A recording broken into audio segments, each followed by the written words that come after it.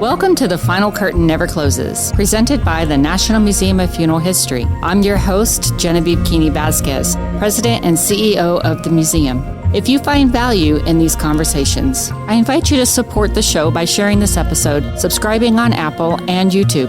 Now let us begin. I do want to say a huge thank you to all our listeners and all of the support for you coming in and spending time with me in your day and learning a thing or two about the National Museum of Funeral History, but more importantly, the content within it. So today I am joined once again by my favorite guest of all time, my father, Larry Hoefer, who is a numismatist. A numismatist. I can never get the word right. A numismatist, and he owns Pacific Coins and Collectibles. Larry, welcome. Thank you very much. Thank you. I will probably go from Larry to Dad back and forth in this podcast that's because it's hard to call my dad Larry. It's weird. But yes, so today we are going to talk about the death of the United States penny. And we're doing it in front of Abraham Lincoln's exhibit, part of the presidential exhibit here at the National Museum of Funeral History. And I must say, Abraham Lincoln has the largest footprint in the presidential exhibit because of his many contributions to our country and, more importantly, to our profession. Larry, you are here to really go deep dive into the history of the penny, when it was a cent, how it all began, and the years it was such a strong part of our nation, and really looking forward to the history lesson. So let us get started. Where do we start? The beginning, right? At the beginning. Okay. And this happened back in 1775. Basically what we did was we cut ties with the European, Great Britain. And Great Britain always used what they called the penny. As we cut ties with Great Britain, we decided that one thing we did not want was to use the British penny. We came up with the United States cent. This goes back to colonial times. We used both the cent and what was called continental currency. Continental currency was a paper money printed by each and every continent of the United States. At that time, we were only about 11 or 12 different states or different groups, really. And we came up with what was called a penny, or the cent. You'll see at the very, very end there, that is the British penny. That one goes back into the 1700s. That's the British penny. It says right on it, penny. It sure does. One penny. One penny. From 1913. And then on the back is a gentleman's head. King Edward. I think it's King Edward. King George. Well, there's no E. It's a George IVS, so I guess that's George the Fourth. And then a V del Grabrit. Great Britain. Omnirex. Fed Defend IMP. It's interesting how this, like you said, was one penny, and it was the Great Britain's denomination, as reflected on what I just tried to say. And so we took the concept of the one penny, which is actually rather large. It's actually bigger than a quarter, about a $50 size, right? It's about a $50 size. Yeah, about a $50 size. And then we went to the next one, right? Because and here's our actual 1 cent. Right. Beautiful. And it says right on it 1 cent. And the reason they did that, most people knew the concept of the British penny at the time. So we made our composition and size and everything about the same as Great Britain did, so everybody would know it. So we had the same size. Right. Almost the same size. It looks to be just a smidget smaller. Yeah, it's a smidget smaller, almost the size of a quarter. Actually, it is the size of a quarter. But in the front, and this one is actually from 1844, 1 cent, and it has the wreath of, like a wreath, almost, is that like maybe It's a laurel wreath is what a it is. laurel wreath. Right. Oh, right. In the United States of America with a laurel wreath. And who is the lady in the front? Is that the... That is the Lady Liberty. Lady Liberty. Lady Liberty, and it's called a braided hair because of the way she cut her hair. We used Lady Liberty on a lot of our coins. Yes. We used it on a lot of our coins before we started using the United States presidents. Is that correct? Correct. Now, one thing you'll notice that on the British penny, that was the reigning king at the time. They still use the reigning king or queen on their mintage. The United States has a law that states that you cannot use a living person or president on our coinage. Really? You can't, Not a living person. That's correct. No living person can be on our coinage. But now Lady Liberty, is that symbolic of the Statue of Liberty? Statue of Liberty. Okay, just wanted to clarify that and make Right. sure, because this is somewhat of a history lesson. Yeah. For those listening or those wanting to share this, perhaps with some of their students in class. I think this is going to be a wealth of information as we continue to move forth in this phenomenon of the penny dying. How sad. This is what the half cent. Now I'm holding a half cent, so that would be Remember that 0.05? 0.05 of a cent. 0.05 of a cent. Now remember, we wanted to get away from using the British monetary system, so we went to use the Spanish monetary system, which consisted of a centavo and a real. 1 real at that time was equal to 12 1/2 cents, United States currency. Wow. So we had to come up with how are we going to do this 1/2 cent to make change. Yeah, really, right? They printed a 1/2 cent coin. Wow, interesting. And that was used until we actually went off the standard of all foreign money, and we stencilized it into the United States coinage only. Interesting. So, and this half cent is it's the from half cent. 1825, again, with the braided hair of Lady Liberty. Again, 1825, with the half cent on the back, with the, what was the wreath called again? Laurel wreath. A laurel wreath. Wow, interesting. Yeah, the laurel wreath goes all the way back to Roman time. So why, okay, so we had, our coinage came from Great Britain's coinage, but now we have the wreath from the Romans, but we've also taken some, I want to say, influence from Spain? Spain, because Spain was one of our greatest allies. Yeah, so interesting that we're going all the way back into the 18th century and 19th century, and our currency was influenced by so many other countries. Absolutely. Yeah, Absolutely. so why Rome? We got the Spain connection, we've got the British connection. What's the Roman connection? It's just because it's been there forever. It just goes back forever and ever, Roman.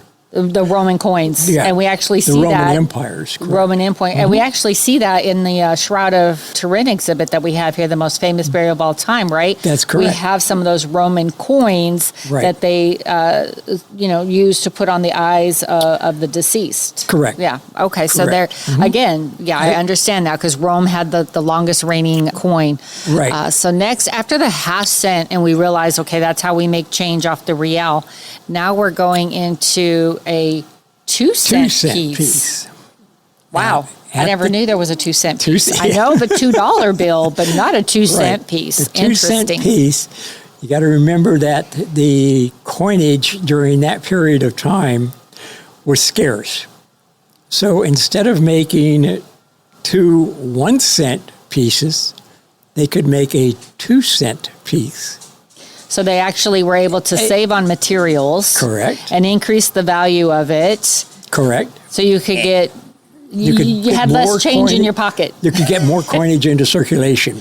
Was the idea behind it. Got it. You could get more coinage into circulation. And one interesting point on that, if you look at your coins even today, there's a motto on it that says, "In God we trust." That coin was the very first U.S. coinage to use the motto, "In God we trust." Wow. You'll see that on the ribbon of the coinage.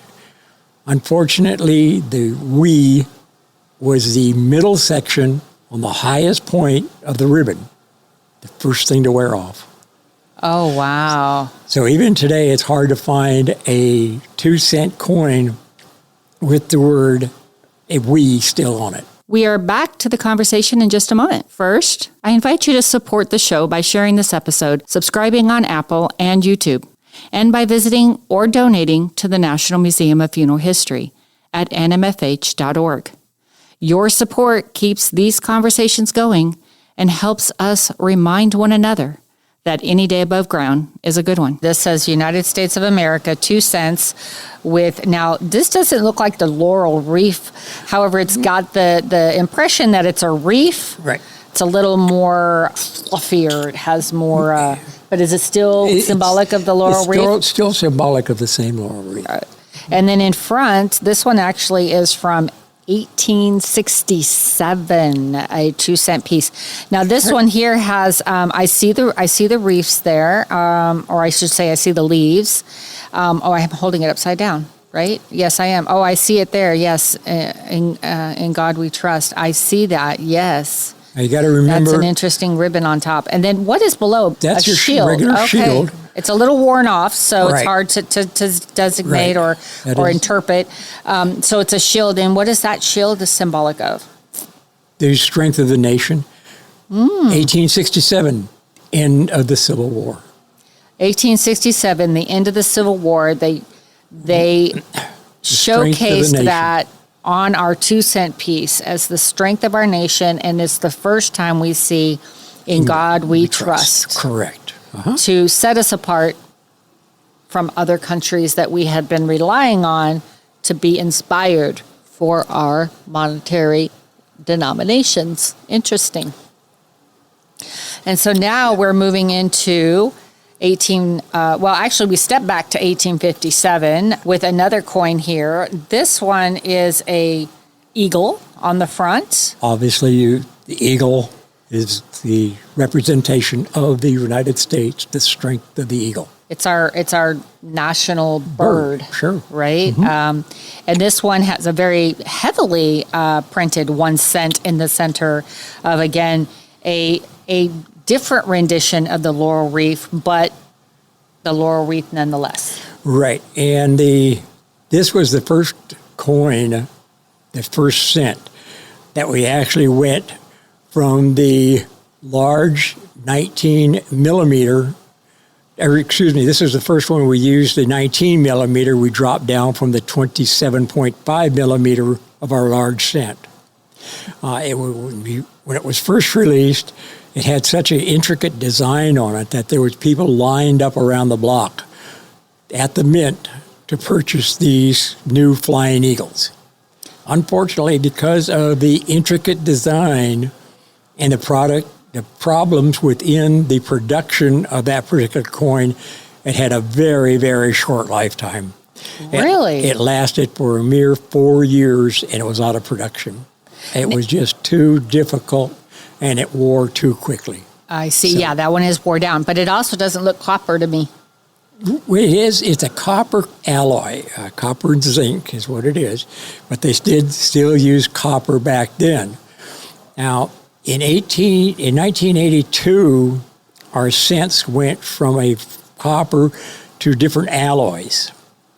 Now, in the copper, the reason that we had to stop using the large cent and move to the smaller cent was because it didn't take long for enterprising Americans to figure out that a large cent contained more copper than 1 cent. So what they would do is, at today's market, you buy copper, or you buy cents in 5,000 count bags. Back then, you bought them in 14,000 count kegs. A keg. We went from a bag to a keg. Wow. No, we went from a keg to a bag. Oh, a keg to a bag. Opposite. Right. The kegs were widely used back then. Can you imagine how heavy those were? Oh, yeah. Wow. But they were round, so you could roll them. I would have to roll them. But it didn't take long for these enterprising young men to figure out, hey, we can buy these at a keg of them, 14,000 of them. bring them back, melt them down, and believe it or not, the mint was the main buyer of the copper. So they were just recycling it. Right. They were purchasing. Let's produce a penny. They purchase the penny. They melt down the penny to the copper, and then the mint buys the material from them again to reprint the penny. You bought it for a penny. You melted it down. You sold it back to the mint for 2 cents. Well, I don't know if that. That's your government. I don't know if that's just ingenious or some smart ingenuity. Finally, somebody woke up and said, hey, this is going to lose us money in a hurry. Oh, definitely. But yeah. They lost money they made it up for in volume. Wow, that is hilarious. Yeah. I mean, it's sad and hilarious all at the same time, but we do know still to this day there are people that will take a concept to make money and do what they can and run with it. And you got to give them a little bit of credit because, dang, that's some intelligence. I wouldn't have even thought of that. Well, they thought of it again in 1982. In 1982, we had to quit using copper in our pennies because of the fact that there was almost 3/4 of a cent profit for each cent that you melted down. An old concept with a new beginning in 1982. Wow, interesting. Okay, so I think we left off on that eagle. That eagle design of a penny. Right. Let's see what's our next one here. We have. We're going to go into. Now we're going to go into we're still in the 1800s. We're in 1863. This one has actually an Indian head on the front. Misconception. A misconception of? That is the first penny that actually indicated Lady Liberty. That is Lady Liberty with a headdress. Oh, it sure is, isn't it? That is her face, and that is her hair Absolutely. whisking around. And how interesting is that? Now, is this kind of trying to pay respect and homage to the Native Americans? It was. It was okay. It was designed to pay homage to the Native American, and that's why they put the headdress on her. Well, Lady Liberty, you look great as a Native American, I must say. And that one circulated for quite some time.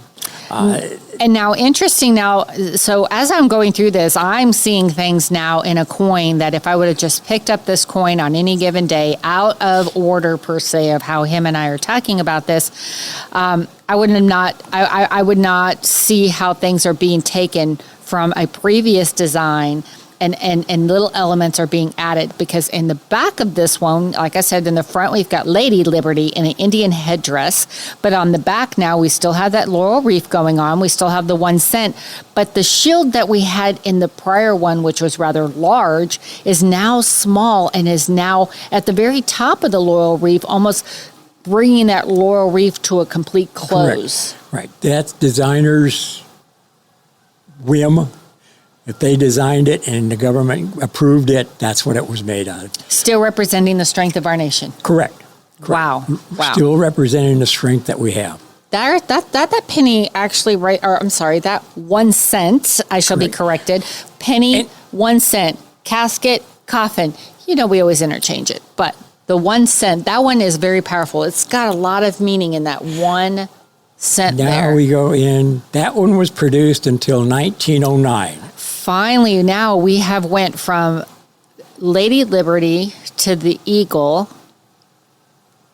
back to Lady Liberty as an Indian, and now it's Abraham Lincoln. Abraham Lincoln. Abraham Lincoln has now made his presence 1909, on the 1 cent piece. The 100th anniversary of his birth. So on the 100th anniversary of the birth of Abraham Lincoln in 1909, so he was born in 1809. In 1909, they posthumously honored Abraham Lincoln on his 100th birthday. Correct. With a penny with his face on it. So believe it or not, that is how the penny that many of us know today was created. That's correct. Interesting. Now, do you know why they chose Abraham Lincoln to be the face of our penny? It was just because of the fact that they wanted to honor him, and they wanted to honor him on his 100th birthday. It was just an honor that they wanted to pay to Abraham Lincoln. Interesting. And I don't know if you guys caught it earlier, but Larry said that there is a living president cannot be represented on a U.S. minted coin. They have got to have died in order to be able to be nominated to be on the coin. Correct. Interesting. When you think about Great Britain, on their coin, their monetary denominations or coinage, they have living people on their coins. They always had the living ruler or the living monarch of Great Britain. The Correct. king of Great Britain or the queen. Yeah. Interesting. And we So, have, like the queen exhibit out here of Queen Elizabeth. Mm-hmm. So that she was put on the coinage. yes, and we actually have the coinage of Queen Elizabeth on display, so Exactly. you can see the British pound. Correct. Right? That is on display, and all of the different, faces of Queen Elizabeth on her coinage. Very interesting. I am learning so much today, and so I'm hoping that when we're done with this lesson, Dad, I'm going to be worthy of your baton one day. Sure. You guess we got another 50 years. Got a lot to learn. Okay, so I'm holding the penny that was commemorated on the 100th birthday of Abraham Lincoln. It's 1909. It has a picture of Abraham Lincoln, and it says liberty right around the crook of his neck behind him. And, of course, right at about his heart is the year of the penny. And then on top is In God We Trust. Correct. And back to the In God We Trust again. Yes, and then on the back, we have the 1 cent. This one actually has a lot more going on in the back. It has the 1 cent, the United States of America, and then what is on the top of the rim there? It's a very small. Is that in pluribus something that I've seen on? E pluribus unum. Yes, e pluribus unum, and what does that mean? From many one. In pluribus unum. In pluribus unum. A Latin word. Out of many one. Out of many, one. Out of many immigrants, one nation. Wow, that's powerful. The wheat ears that you see on the back, that signifies the prosperity and agriculture that the United States was known for. So we now no longer see the laurel wreath. Now we're seeing the wheat two tusks of the wheat. What do you call it? It's not a tusk. What is it? Like the top of the right. wheat plant, that very soft, whiskey-looking wheat thing. stalks. The wheat stalk. So on the back of the 1 cent piece, now we call this the wheat cent. They call it the wheat cent, right? Yes. Just strictly because of the fact that the reverse has the wheat ears on it. The wheat ears, they're saying. They're Right. wheat ears, so one on either side, Right. yes. Now, one very interesting piece on the 1909, the very first coin that had the designer's initials on it, which caused a big uproar. On a lot of the 1909s, you'll find a VDB, stands for Victor David Brennan, who designed that particular cent. The United States at that time thought it was a sacrilege to put a designer's initials. They thought this was puffing the designer to advertise himself on the coin. They took it off. The following year, they took it off. Wow. So Victor David Brennan is printed on a lot of the 1909s, but it had to be taken off because of the uproar of the community. So since we're talking about what's printed on them, and one of the things that I've noticed, when we're looking at the different coinages, and I'm jumping ahead here because I'm not sure where in this line of coinage that we're going when we actually start seeing the place in which they were minted is designated on the coin. The mintage of basically we go back to Philadelphia, of course, was the very first one. And back then they didn't use any mint marks on them whatsoever. They just left them plain. Then came along the San Francisco Gold Rush, and we used San Francisco. Denver had a mint because of the location. New Orleans had a mint because of the fact that they could mint the gold down there and the silver. We had one in Delago, Georgia. That was a mint mark that was very, very seldom used and used on gold coins. We had Carson City because of the strike in Virginia City, the silver and the cost of getting the silver out of that particular area. They decided, hey, let's just build a mint here. So they put the mint not at the gold or at the silver mines. They put the mint in Carson City, not in Virginia City. People think that Carson City was in the gold strike or the silver strike. The silver strike was in Virginia City, and the ore was actually brought to Carson City for melting and minting. Wow. And kind of find out I wasn't too far ahead of myself, because the very next one in line was a 1956 D. Denver. Representing that this penny was minted in Denver. In Denver. I stand corrected. Correct. This 1 cent This was the reason they did Denver. that. They could keep better track of how many were minted if they split it up, instead of just saying, okay, there was 20 million of these minted. Okay, well, where did they come from? So we had certain amounts being produced in Philadelphia, we had certain amounts being produced in San Francisco, and we had certain amounts being produced in Denver. Those are the only mints that produce the cent. Interesting. So if you now take a penny out of your pocket and you look at it, you will see, again, in God we trust, along the top of the head of Abraham Lincoln, the liberty right at about the crook of his neck. And then around about at his heart level is the year of the penny. And then right under the year of the penny, you are going to see a very, very small letter. And that letter will tell you where it was minted. And the one I'm holding in my hand has a very small D under it, D for Denver. And the back of it continues to display the same things. Again, the in pluribus unum.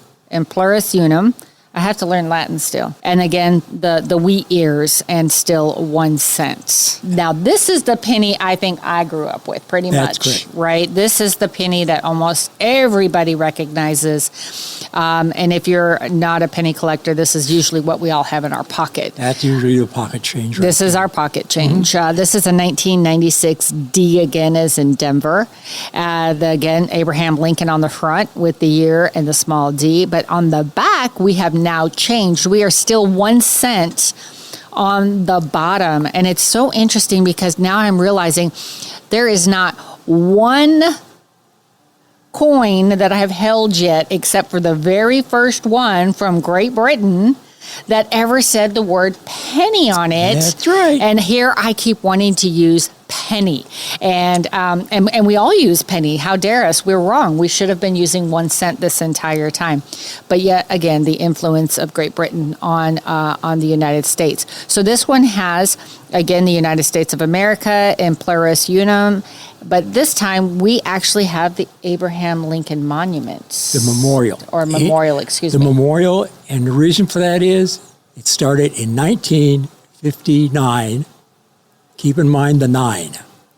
Born 1909, 1809, 100 years later, 1909, the penny. 50 years after that, 1959, was the monument. memorial. The memorial. The Why do I Lincoln keep wanting to Memorial call it a on it. monument? It's a memorial. It's a memorial. It's Abraham Lincoln's memorial, located in Washington, D.C. If you have not ever had a chance to visit that, it's a fascinating place, a sombering place. And that's the memorial where the huge statue of Abraham Lincoln in a seated position is staring at you as you walk up the stairs.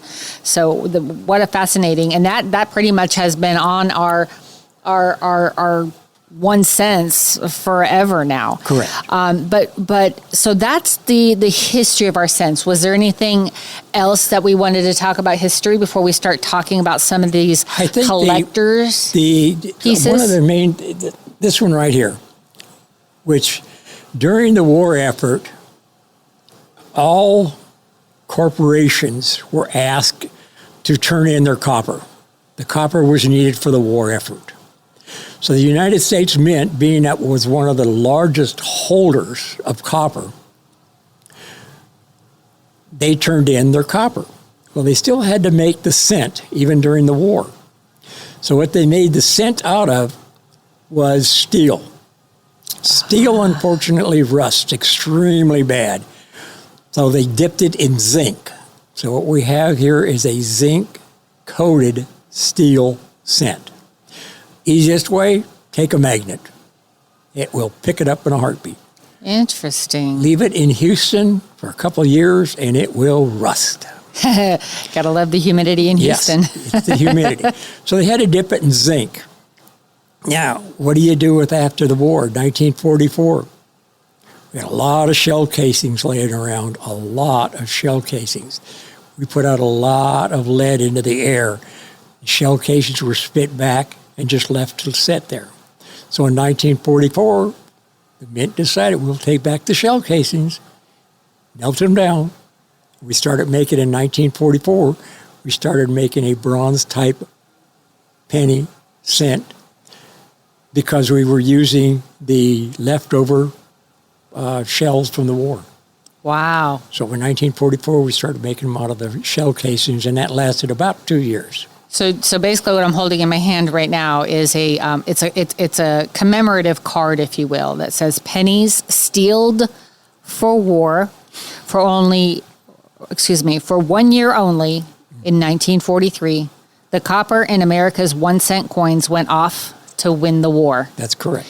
And so we have one of each coin minted from the Philadelphia Mint, the Denver Mint, and the San Francisco Mint. And then on the back, again, we have our traditional wheat ears 1 cent penny. It's so amazing. In 1943, Americans were doing all they could on the home front to help those who were gallantly fighting for freedom so that copper could go off to win the war. They even gladly spent pennies, interesting, we used pennies in this, made of steel, a 1 year only replacement for the traditional copper penny, aka 1 cent. Correct. Again, see how interesting? Even the United States Mint interchanges the term, do they not? That's correct. Yeah. Now in here, you'll see in 1982, because of the fact that the copper again was being melted down for its value, they came out with 7 different designs and metal composition for the 1 cent piece. There's 7 different ones minted in 1982, the different composition that we had, and finally they settled on what we have today, which was the zinc copper. So I'm holding in my hand an envelope that is basically a legend for all of the pennies that are inside the plastic coated pockets. And we have a Philadelphia large date, a Philadelphia small date. And when they say large and small, they're talking about the print size or the font size of the numbers. And then those are the copper cents. We had the Philadelphia large, Philadelphia small, and a Denver large. And those were copper cents of 95% copper, 5% zinc. And then on the lower row, we have 4 coins that are zinc cents of 97.6%, zinc of 2.4% with a copper coating. And again, those were a Philadelphia large and small and a Denver large and small of the dates. We're referring to the dates and how the font size on those pennies were displayed. So very interesting. This is a collector's item? They were just playing around with different metals, different compositions, different weight, the small dates and the large date, find out which one would fit better with our coinage from then on in. And also the cost or the availability of the resources as well, Correct. right? That Correct. has a huge impact on what type of material they used in printing because they finally decided that they could not continue to print or to mint those particular coins in the old composition. Now, we'll go to this one. Yeah, you tell me which one's next to. Now, this one is gorgeous. This one is highly, highly polished. Again, let me start at the top. It's not polished at all. Oh, those are proof coins. They are minted with a much, much stronger die. The pressure that's put on them is much more stronger. Each and every die is highly polished. That's where you get your polished in the field and the cameo type appearance in the actual portrait. That one was put out again. We go right back to the 9. That was 2009, 100 years after the initial printing of the Lincoln cent. And what we found interesting here is the images that are on the back of this one, right? The images on that one, the log cabin, which is the first one, that was his birth and his early childhood in a log cabin. The second one you see is he's seated on the log. That was his informative years. And the third one you'll see, he's standing next to the Illinois Capitol, which he was a member of the Illinois Parliament. And the third one, of course, the last one, of course, is the White House. That commemorates his presidency in the White House. So those are the four significant parts of his life. And it was commemorated in 2009 with 4 different designs of the Lincoln cent.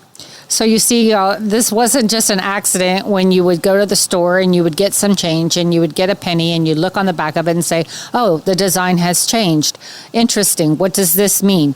Sometimes you probably don't even think twice about it. You just throw the penny in your pocket and go on about your day. But there was some very, very well thought out timelines and kind of like an honorarium, if you will, to right. Abraham Lincoln, and showcasing him continuously, even 200 years later, correct. After he was born. Yeah. Abraham Lincoln brought us through the Civil War, and that was one of his greatest achievements was bringing us through the Civil War. So. Yes, and again, he made so many great achievements. To the industry, he was the first president to ever be embalmed. So he really helped us with the technique of embalming. Quite fascinating, his contribution. So again, I'm holding an actually enclosed case of 4 1-cent pieces with very, very high.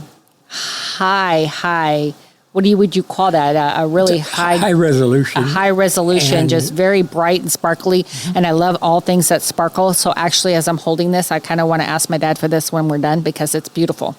Because every girl likes things that sparkle. And these pennies are sparkling at me. But on the front, again, are the 4 pennies. On the back, again, talking about the 4 phases of Abraham Lincoln's life portrayed in the pennies. And I bet you if you look in your pocket or your purse or your change or your piggy bank, you probably have these 4 coins in your possession and you don't even know it. Okay, so we have some more things that we're going to look at here. And now we're kind of, like I said, we're diving into the collectibles and some of the misconceptions of using the penny or the 1-cent piece. So what do we have next that you want us to explore? There's a misconception of the laws regarding the U.S. coinage. You can see here, these are Lincoln cents that have been defaced, yes. Or is it illegal? No.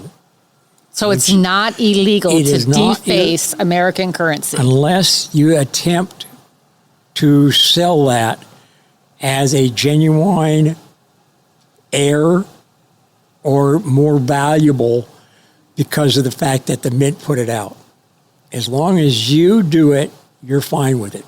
Okay, so let me. I want to dissect this a little bit because what I'm holding in my hand are 2 1-cent pieces of current day cents, and there has been a cross punched out, an image of a cross that has literally been punched out of the penny, and an angel.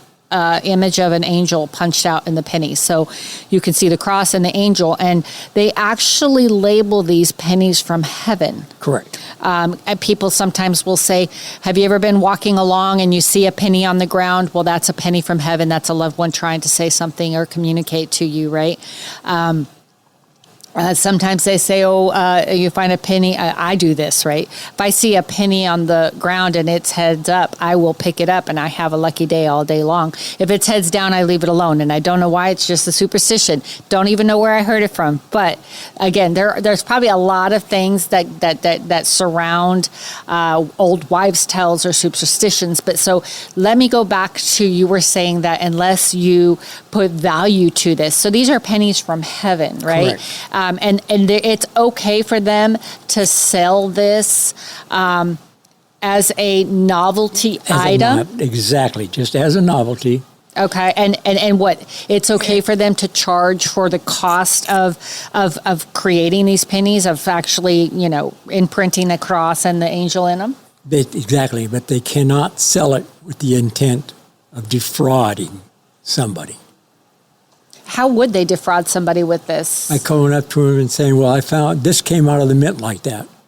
So it's got to be worth thousands of dollars because the mint made a mistake and did this. Got you. That's fraud. Thank you for that clarification. A coin that has been defaced or something else made out of it, but not sold as a fraud, perfectly legal. For point example, because you as the profession, your profession really helps people understand whether something has been a legitimate error at the time of Correct. minting versus somebody defacing or altering the coin and trying to push it off as a fraudulent piece in order to get it into a higher value market, right? That's correct. Okay, so that's what we're talking about here. So, and this is just one example of it. Another example would be the states. There was a group of pennies or a large card brought out where each and every state had their symbol punched into that 1 cent piece. It was sold only as a novelty. Wow. Okay. This is another novelty. This one is a U.S. cent with a portrait of John Kennedy. You can't see it at all, but it is there. Wow. And the reason for it is I see it. They're sold as a Can you see educational piece. Those are the two. If I just do a right angle, kind of, it's right there. He's facing Abraham Lincoln. They're kind of like looking at each other, almost kissing. Right. And that is the similarities. Okay, no. Well, yeah. That is a card that shows the similarities between Abraham Lincoln and John Kennedy. The similarities of astonishing coincidences. Aha. Okay. So basically they took a side-by-side comparison of Abraham Lincoln and JFK, and they are putting them both on the penny because in their life or in their presidency, they both had similar ones. As an example, Lincoln was elected in 1860. Kennedy was elected in 1960, 100 years later. The penny was the 1 cent, was printed at the 100th birthday of Abraham Lincoln. So interesting enough, there are 7 letters in each name. Both presidents were slain on a Friday. Wow, somebody really didn't have much to do that they realized they both were slain on a Friday. Well, wow, and both were slain in the presence of their wives. Correct. Both were directly concerned with civil rights. Correct. They both had legality of elections contested. Kennedy's secretary, Lincoln, warned him not to go to Dallas. Lincoln's secretary, his name is Kennedy, and warned him not to go to the theater. Wow. Okay, so if y'all didn't catch that, Kennedy's secretary's name was Lincoln, and Lincoln's secretary was named Kennedy. You can't make this stuff up. Both of their successors were named Johnson, Andrew Johnson, and Lyndon Johnson. Each name contains 13 letters. They both served in the United States Senate prior to becoming a president, and both were Southern Democrats. Lyndon Johnson was born in 1908, and Andrew Johnson was born in 1808. Another 100-year difference between their successors. Interesting. Booth and Oswald were both Southerners favoring unpopular ideas. And if you don't know who Booth and Oswald are, they are both the assassinators of each one of those presidents. And they were both assassinated too, right? Correct. If you think about it. Yep. Wait, is that on here? Did I think of something that wasn't here? Let's see. Oswald shot Kennedy from a warehouse and hid in a theater, where Booth shot Lincoln in a theater and hid in a warehouse. Correct. And I've been to the actual place where Abraham Lincoln was shot, and it's fascinating in Washington, D.C. I've been to that theater. Very fascinating. Both Booth and Oswald, the assassinators, were murdered before the trial could be arraigned. Lincoln and Kennedy, the presidents, were carried in death on the same caisson. Interesting. The same caisson. And if you don't know what a caisson is, it is a horse-drawn cart that the casket is placed upon, or the coffin with Abraham Lincoln, a casket with JFK. Their casket is placed on this cart, and it's pulled by horses, and that is known as a caisson. Both Booth and Oswald, the assassinators, were born 100 years apart. We're seeing a 100 theme going on here consistently. Have you noticed? Wow. And then Lee Harvey Oswald and John Wilkes Booth, the assassinators, their names each had 15 letters in it as well. Fascinating. Oh my gosh. Can anybody get their hands on this? This is really cool stuff. Yes and no. I mean, they're not easy to find, but they're out there. Wow. Yeah. This is really, really interesting. I need this for the museum. Take it. Well, just like that, I got a donation to the museum of this fascinating artifact. And yes, I'm going to call it an artifact because it's an altered 1 cent piece that has no value to it, but it has some fascinating facts that I think the visitors will enjoy learning when they come in and to our presidential exhibit and see the both Abraham Lincoln and Kennedy. And interesting enough, in our exhibit itself, Abraham Lincoln, I'm going to add to this, Abraham Lincoln and JFK are in the same spot in the presidential exhibit, and they're both on each end. Correct. And in between is all the others. Isn't that crazy? I'm not lying. It's been like that since I got here.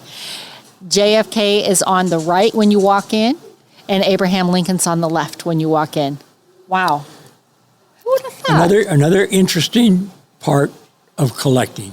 Yeah, right?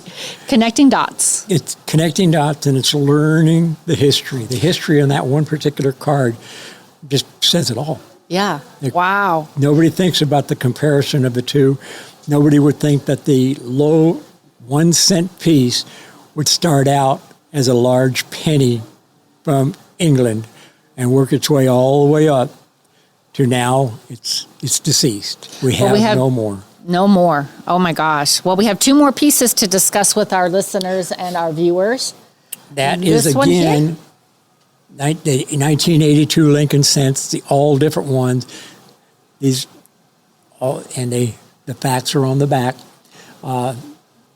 So this piece here that I'm holding is again it's all encased in a plastic casing, so it can't be touched. It's from 1982, the Lincoln cents, and it talks about, this is actually talking about the different materials in which was used to make these pennies. We talked about that at quite great lengths today, right? Uh-huh. Mm-hmm. It's because of the cost of the copper. That's why we had to quit making them. Now, there's the designer, Victor D. Brennan. Victor David Brennan. Victor David Brennan. Sorry, didn't mean to interrupt you. Go ahead. Yeah, the cost of the copper, the cost of the production, that's the demise of the 1 cent piece. It just does not make any sense. It doesn't make any sense. Exactly. Good pun. The United States is the last to ever use that 1 cent or the smallest denomination. It doesn't make any sense, and we're not making any more sense. That's correct. It costs too much sense to make it. There you go. Crazy as it is. Yep. And then you wonder. And that is again piece that we're gonna talk about. And actually, I just got this from my collection from you the other day. I was visiting Dad at his house, and he was showing me some of his new finds that he has collected. And I said, "Oh, I love that." Again, it's a shiny. So I said, "Can I please have one of these for my collection?" And he said, "Sure, you can take it." What girl doesn't love her daddy when he gives her pennies? Okay, I just have to put in a funny here for our listeners. I'm gonna do a sidestep. I'm gonna talk about my birthday present. Just for one, because we're talking about a funny and the gifts that a girl gets from her daddy, right? When I'm a crystal and mineral person, and I collect rocks and minerals and from all different times. So, interesting enough, my dad and I are both collectors. He's the coins, I'm the crystals. It kind of is interesting. For my birthday, I opened up my present, and of course, it was minerals and crystals, and I could not believe it. I was like, oh my gosh, I have got this amazing piece of cooperite. And if people do not know what cooperite is, it's dinosaur poop. What girl gets so happy that her dad gives her dinosaur poop for her birthday? I did. And so I thought it was such a funny story. And I love telling people that, yes, my dad gave me dinosaur poop for my birthday, and it was the most fascinating gift I ever got. Along with these 3 shiny pennies, but they weren't for my birthday. They were just for because I asked. Yeah. So I'm holding in my hand now. That was our little funny story. Thank you for my poop, Dad. I'm holding in my hand a 1943 wartime steel cents. And it kind of goes back to the one that we talked about earlier. And this one, again, was a 1943. So it's just another smaller version of when copper was essential for the war. And it's in a more modern kind of display case from, this one was actually copyrighted in 1994 from Littleton Coin Company. Interesting. So again, just another display of the materials that were used when pennies were no longer printed in copper. I'm not sure where this came from, but. Yeah. So as you guys can see, lots to learn about the United States 1 cent, otherwise known as a penny. Is there anything else fascinating that we should know about the penny before we go? I don't think so, other than the fact that most people can remember 4 or 5 years ago walking through the parking lot of a supermarket or the parking lot of a mall and seeing pennies laying all over the ground, being run over by cars and completely tore up. You go to the cash register, and there used to be a little bowl there that said, take a cent, leave a cent. People just did not like them. And now you go to the store and they say, well, we don't have the cents anymore, so we got to round it off. It would work perfectly fine, and there's been research done on it. And if your total comes out to 1 or 2 cents, in other words, if it comes out to $9.02, that should be rounded down to $9. If it comes out to $9.06 or 7 cents, it should be rounded up to the next even number, the dime. So if you round it up or down, at the end of the year, you will either make $1 or you might lose $2 at the end of the year.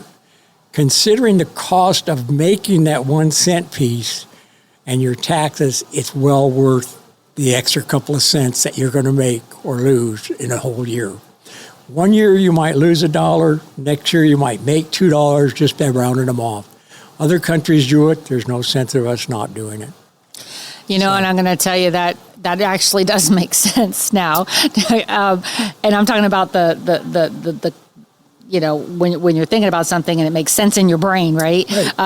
Is that there are times when we're doing accounting. Our prior accountant for the National Museum of Funeral History, he was a stickler for us to find every single penny. Right. And I am a stickler when I like to balance my checkbook. I want to know where every single penny is. So I'm going to tell you right now, for our accountant, Benny, Lord rest his soul, for myself, we definitely would be pulling our hair out with this new accounting system because we want to know where every penny is. But now with our new accountants that we have in house, they always say, "Oh, we don't care about the pennies. We don't care about the cents." So it's even in accounting practices now that they are foregoing having to get everything down to the penny or cent, and it's really making a lot of sense now.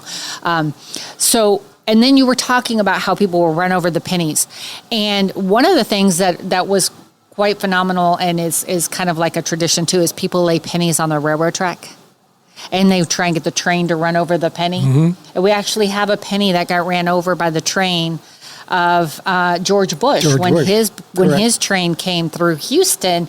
I purposely went and laid some pennies so that the train would run over the pennies so we could put them in the display. So it was very common. Very common, yes. Yep. So the like penny had so much value in our life, but yet here as we're talking about it, it has no value to the bigger picture of the monetary contribution it has to our nation. Right, but the history of it is fantastic. So yeah, I learned so much. It goes way, way, way back, and then we can just go through the history all the way up until the demise of the penny. So wow, there we have it. Here we at the National Museum of Funeral History, Larry created an amazing concept and idea for the penny. We have an actual headstone here that says RIP 1787 to 2026, the U.S. cents, a.k.a. the penny. And we have a coffin full of pennies as they are now being laid to rest. And I had a concept that just left me. Yes, there it is. I had to look at it again. Okay. So I know they talked about the penny being taken out of circulation in 2025. Correct. When we were making the headstone, you initially wrote 2025, and then you corrected me and said, no, 2026. And why did you correct me in 2026? The reason for that was there was a few cents made in 2026, and just for the celebration of the demise of the cent. So there was only a very, very, very, very few of those made. They sell upwards of 500,000. So wow. There's only 2 or 3 of them out there. So basically, in 2026, the Mint designed and created a funeral coin for the penny. Correct. Basically. So the 2025 was really the last year of the circulating penny. Wow. And I had one more concept that I really wanted to point out earlier when we were talking about some of these collector items and the cases that they're in. Can you talk just a little bit to our listeners before we leave? And thank you all for hanging in there, because there's just so much knowledge in this one segment. Talking about a circulated and uncirculated coin. Okay. A circulated coin basically is put in to circulation through the bags. The bags are sent to the armored car companies. The armored car companies puts them into rolls. The rolls go to the bank. The bank gives them to you. That is circulation. That's how they're circulated throughout. An uncirculated coin will go from the mint into a bag like this. This would make it an uncirculated piece because it's really never been in circulation. It was not made for circulation. It was made as a collector's piece. And when he says this, he's talking about the coins that are put into plastic pouches. Right. This one has 8 windows and has 3 on the top, 4 on the bottom we talked about earlier. So these now are sealed coins in plastic to not be touched by human hands, thus the oil in our fingers polluting the metals of the coin, correct? Correct. Now the mint comes out with what's called a mint set, which is completely untouched by any human hands. They're put into a plastic bag, or plastic sleeve, and sent out and sold as collector-only items. The Mint also puts out a proof coin. A proof coin is specially handled, and that's the shiny ones that we saw over there in the Lincoln set. Those are put into a hermetically sealed case, and again sold to collectors only. Now, if you were to take that particular coin, break it out of the case, and touch it with your hand, you will leave a print on the coin because of the acid will etch into the copper real quick. Wow. So, and then thus completely devaluing the coin. Correct. That will completely devaluate it. Wow. So that is why it's so shiny. Correct. Is this where the term a new shiny penny comes from? Yeah. Yep. Wow. So a new shiny penny actually should not be touched, should not be spent, should stay hermetically sealed and kept forever. Right. That's the proof coins. Wow. Yep. A shiny penny. Interesting. So, yeah. Wow. You know what? I have learned so much, and I think we could learn so much more. But we just unfortunately don't have more time. Is there any parting thoughts for our listeners? I don't think so. I think we've pretty much covered the basics of the Lincoln cent, or the 1 cent coin from its inception all the way through its demise. There's so much more to be learned. Each and every coin has got its own personality to it. It's just a history lesson in the making. Reach out to us, send us an email, comment to us on our YouTube channel, letting us know that you would like to learn more about other denominations of the currency of the U.S. coins. And I can easily set up another interview with Larry and get another history lesson on the Misconception of some of the coins? misconceptions, the lineage, where some of these coins come from, how they've changed over time. If there's any interest in any type of coins that you'd like to learn more about, please reach out to us at contact@nmfh.org, or again, reach out on our YouTube channel, and we would be happy to organize some more information. I think the Roman coin would be fun to learn more about, and the widow's mite. We definitely need to do one on the widow's mite. Love that widow's mite. Yeah, that widow's Portrait mite. of Christ, the old Roman. Yes. Go way, way back. We might have to do that one before you send that one off to Cheyenne. Oh, the widow's mite. Okay. Yeah. So, okay. I usually send them off. Or the kid just take them. Larry, Dad, I want to thank you so much.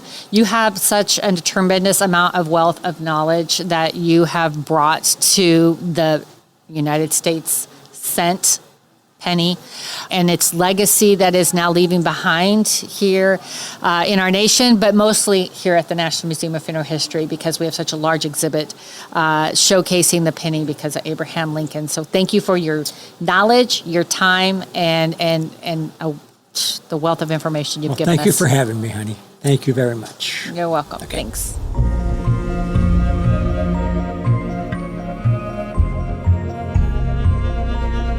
Thank you for joining this episode of The Final Curtain Never Closes. If you enjoyed this conversation, please spread the word by sharing it from your favorite podcast app. And be sure to plan your visit, or you can plan a virtual tour at nmfh.org. We have 2 different levels for the virtual tour. We have an individual one for a 48-hour time span in which you can peruse the museum, or you can take the annual membership, which will allow you a 365-day tour of the museum at your leisure. And remember, any day above ground is a good one.